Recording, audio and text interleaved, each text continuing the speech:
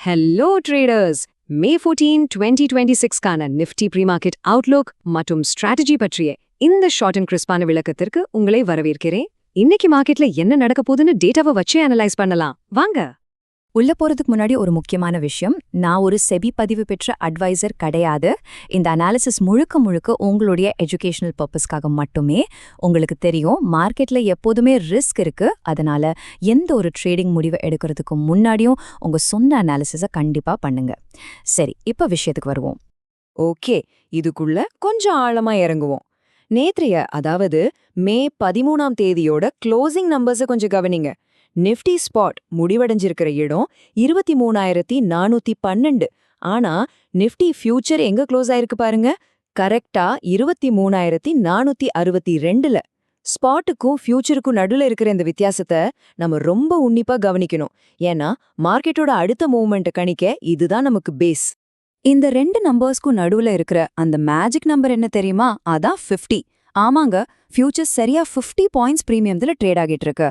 இந்த 50 point premium நமக்கு என்ன சொல்லுதுன்னா, பார்ட்டிசிபென்ட்ஸ் மத்தியில ஒரு பாசிட்டிவான சென்டிமெண்ட் இருக்கு அப்படிங்கறது தான் காட்டுது. இது சாதாரண நம்பர் இல்ல, மார்க்கெட்டோட பல்ஸ்.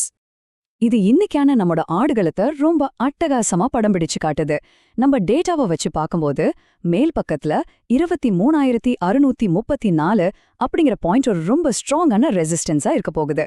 அதே சமயம் மார்க்கெட் ஒருவேளை கீழே இறங்குச்சுன்னா 23,190 அப்படிங்கிற லெவல் ஒரு சூப்பரான சப்போர்ட் அமையும். சோ இன்னைக்கு நம்மளோட பெரிய ட்ரேடிங் ரேஞ்ச் இதுதான். இந்த ரெண்டு லெவல்ஸையும் கட்டாயம் உங்க மைண்ட்ல வச்சுக்கோங்க. இப்போ பேஸ் லெவல்ஸ் எல்லாம் நமக்கு கிடைச்சிருச்சு. இத வச்சுக்கிட்டு வரப்போற மே 19 எக்ஸ்பைரிக்கு நம்ம ஸ்ட்ராட்டஜி என்னவா இருக்கணும்? நீங்க என்ன நினைக்கிறீங்க?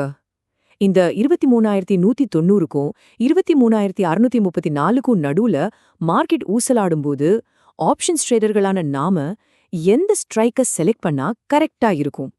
அதற்கான விடை ரொம்ப சிம்பிள். இன்னைக்கு நாம குறிவைக்க வேண்டியது ரெண்டு ஆட் த மணி ஸ்ட்ரைக்குகளை தான். ஒன்னு 23,400, இன்னொன்னு 23,450. நிஃப்டி ஸ்பாட் 23,412ல இருக்கிறதுனால மார்க்கெட் எந்த பக்கம் திரும்பினாலும் இந்த ரெண்டு ஏடிஎம் ஸ்ட்ரைக்குகள்ல தான் மொமெண்டம் தீயா இருக்க போகுது.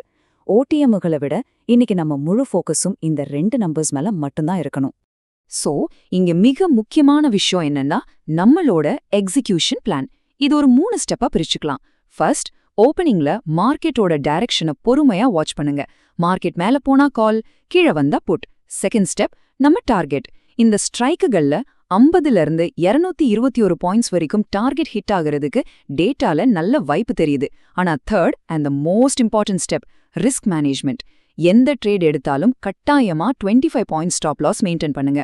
உங்க கேபிட்டலை காப்பாத்துற ஒரே ஆயுதம் இதுதாங்க. டேட்டாவை நாம அக்கு வேற ஆணி வேற அலசிட்டோம். இப்போ அந்த 23,190 சப்போர்ட்டையும் 23,634 ரெசிஸ்டன்ஸையும் மட்டும் கொஞ்சம் ஞாபகப்படுத்தி பாருங்க. இன்னும் கொஞ்ச நேரத்துல ஓப்பனிங் பெல் அடிக்க போகுதே.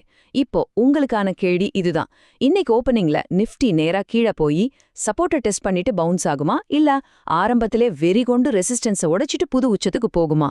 பிரைஸ் ஆக்ஷனை உன்னிப்பா கவனிங்க, ஸ்மார்ட்டா ட்ரேட் பண்ணுங்க. All the best.